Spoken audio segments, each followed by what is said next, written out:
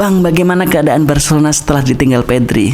Ya, kita masih aman, kita masih di puncak, kita masih kokoh di puncak klasemen sementara. Selamat datang kembali channel yang khusus membahas tentang FC Barcelona dan juga dunia sepak bola. Ya, pasukan Hansi Flick tadi malam berhasil membawa pulang 3 poin, mengukuhkan posisinya di puncak klasemen yang sempat ada tim yang mencoba mengkudeta FC Barcelona, tapi pending dulu. Sorry nih.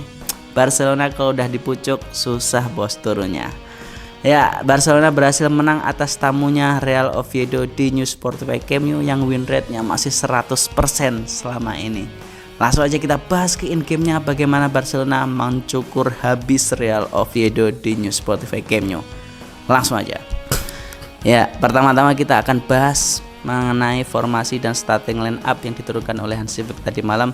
Hansi Flick seperti biasa memakai 4-2-3-1, tapi ini ada yang beda. Ini dia mencoba merotasi pemainnya karena menurutku sekarang Barcelona mempunyai kedalaman skuad yang cukup oke. Makanya Hansi Flick mencoba merotasi tadi malam dengan menurunkan di starting line up langsung seorang Joao Cancelo, rekrutan pertama Barcelona di tahun 2026.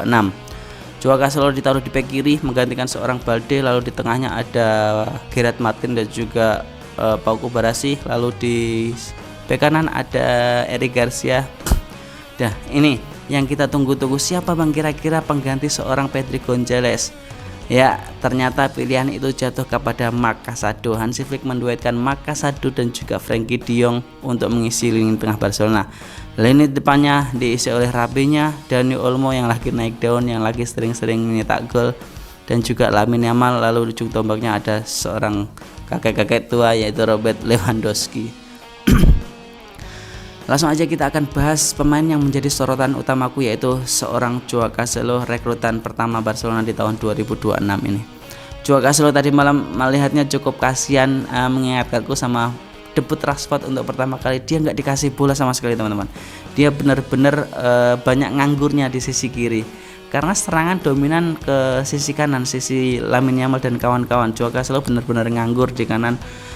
Bahkan ketika dia free, ketika dia mempunyai ruang kosong, teman-temannya nggak ngoper ke situ. Ini benar-benar ya disayangkan banget. Tapi ketika Joao Cancelo sudah dapat bola, dia dioper. Kualitasnya benar-benar nggak usah diragukan lagi. Seorang wingback attacker, top wingback attacker.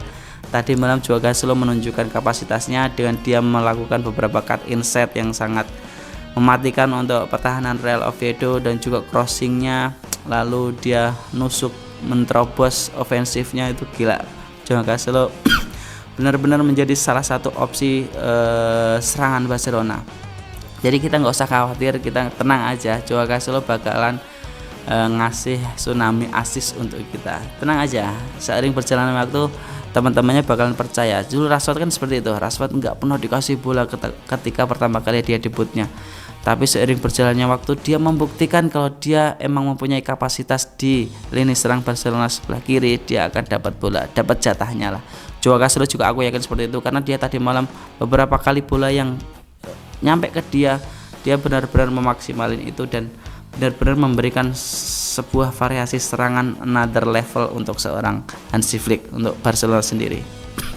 Lalu yang kedua, aku soroti lagi pemain yang menggantikan sosok sentral di Barcelona, yaitu mengisi lini tengah dan pengalir bola dari belakang ke depan, seorang pengatur transisi juga. Dia adalah Marc Casado. Menurutku sendiri Casado tadi malam tampil tidak mengecewakan dan tidak terlalu oke juga, tapi cukuplah untuk menggantikan, untuk membuat rasa aman di lini belakang dan juga memberikan suplai bola ke lini serang Barcelona. Dia memimpin transisi Barcelona yang cukup smooth tadi malam, dari bertahan ke menyerang dan menyerang ke bertahan. Menurutku Marc Casado tadi malam cukup berhasil untuk memainkan peran seorang Pedri Gonzalez yang sangat-sangat berat di Barcelona. Cukup oke Casado mampu membuat stabil lini serang dan lini pertahanan Barcelona, walaupun ada beberapa ancaman counter attack untuk Real Oviedo ke Barcelona, tapi itu cukup bisa dinetralisasikan oleh back Barcelona dan juga Casado dan de Jong tadi malam. Oke Kasado, jadi teman-teman kita cukup tenang aja karena tadi malam Marc Bernal yang diturunkan Hansi Flick di babak kedua itu juga tampil luar biasa. Kita melihat sosok seorang Sergio Busquets di diri seorang Marc Bernal. Tadi malam mainnya tenang banget, dia ngalirin bola dari belakang ke depan tuh benar-benar mengingatkan kita sebuah permainan yang dimainkan oleh Sergio Busquets di zaman dulu di Barcelona. Jadi tenang aja teman-teman, jangan khawatir, nggak ada Pedri, kita masih punya beberapa pemain yang bisa diandalkan dari Akademi La Masia, contohnya itu Marc Casado tadi malam dan juga Marc Bernal. Ini semoga tampil konsisten untuk kedepannya sampai menunggu sang magician kembali lagi.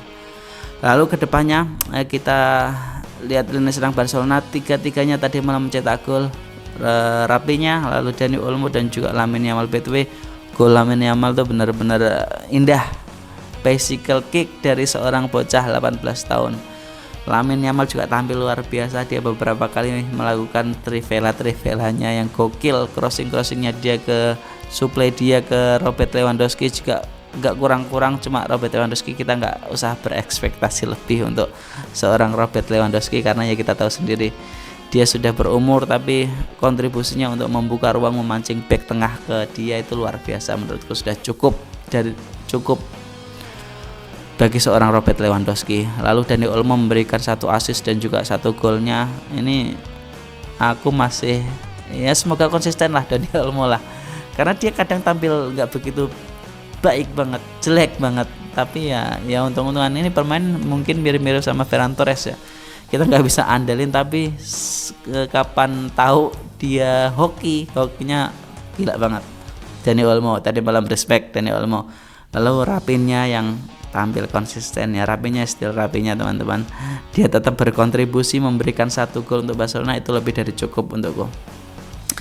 Lalu yang kita soroti lagi adalah pemain depan Robert Lewandowski. Tadi malam kalian bisa lihat sendiri nggak kurang suplai dari gelandang serang Barcelona.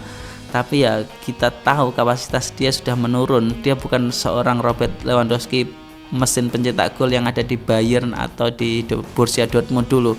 Dia sudah menurun, dia sudah menjadi kakek-kakek tua sekarang. Nah ini semoga rumor-rumor transfer tentang striker ini segera terrealisasikan. Nah ini BTW, Barcelona akan mengadakan pemilihan umum untuk presiden barunya, dan calon yang mencuat di publik itu ada Joan Laporta dan juga dan juga Ford.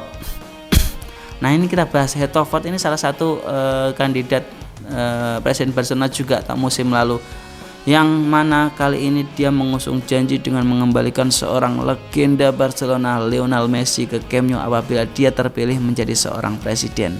Nah gimana menurut kalian? Apakah kalian tim Ford atau tim Laporta? Laporta menurutku di kepemimpinannya sekarang dia cukup sukses. Dia menyelamatkan Barcelona dari jurang kehancuran. Dia masuk Barcelona dengan hutang yang cukup besar dan sekarang sudah mulai terkikis, sekarang sudah mulai sedikit menipis hutang Barcelona. Dan juga dia menurutku paling epic itu dia mendatangkan seorang Hansi Flick. Ini benar-benar keputusan yang paling aku sukai dari Joan Laporta di balik kontroversialnya membuang seorang Lionel Messi, teman-teman. Tapi Laporta ini benar-benar memberikan impact yang luar biasa ketika dia menjabat sekarang. Dia membangun tim ini, melunasi utangnya, merekrut Hansi Flick. Bahkan di masa sulit Barcelona sekarang, Barcelona tetap bisa merekrut pemain dan mendaftarkan pemain. Gila. Klub yang lain belum belanja, Barcelona sudah datang Joao Cancelo nih. Yang katanya klub miskin, kemarin beli siapa ya? Kemarin beli beberapa pemain karena Barcelona ini menurutku another level seorang leader bagi Joan Laporta menurutku. Jadi kalian gimana? Pilih mana? Kalian di tim Ford yang akan mendatangkan seorang Lionel Messi? Apakah Barcelona masih butuh Messi dengan tim yang sudah sesolid ini? Ya itu terserah kalian mau pilih yang mana. Apakah kalian tim Ford yang akan mendatangkan Messi atau milih tim Laporta yang akan meneruskan legasinya di Barcelona, yang sudah membangun Barcelona? Aku sih tim Laporta sedikit ya, walaupun respect untuk seorang Lionel Messi, aku pengen dia kembali, aku pengen dia menikmati rumah barunya New Spotify Camp Nou tanpa masuk secara diam-diam. Messi adalah pemegang kunci rumah FC Barcelona. Aku pengen dia kembali, tapi keberlanjutan tim, kestabilan tim yang udah dibangun sekarang aku nggak pengen rusak lagi. Ya semoga dua-duanya menurutku mempunyai faktor yang X masing-masing untuk Joan Laporta dan juga Ford. Terserah para pemegang saham Barcelona, rakyat Katalan memilih siapa. Tapi kalau sudah teruji Joan Laporta. Tapi Ford menyajikan seorang juga dilema sih. Kalian pilih yang mana terserah lah. Tapi aku sendiri jujur dari lubuk hatiku aku pengen Messi kembali, tapi aku pilih Laporta sebagai penerus presiden FC Barcelona untuk tahun 2026 ke depan. Oke teman-teman, jadi cukup sekian pembahasan kita tentang Barcelona versus Real Oviedo malam ini. Another winning, masih di pucuk klasmen, stay humble, melihat ke bawah stick nggak apa-apa. Kita melihat rival kita yang mencoba untuk menurunkan kita kemarin karena selisih poin cuma 1 poin. Teman-teman Madrid yang begadang menunggu FC Barcelona kalah, mohon maaf, dipending dulu karena Barcelona kalau sudah di pucuk susah untuk turun. Oke teman-teman, jangan lupa like, komen, dan juga subscribe, bantu kreator kecil ini untuk bertumbuh. Sampai jumpa di next video. Another winning untuk FC Barcelona. Visca Barca.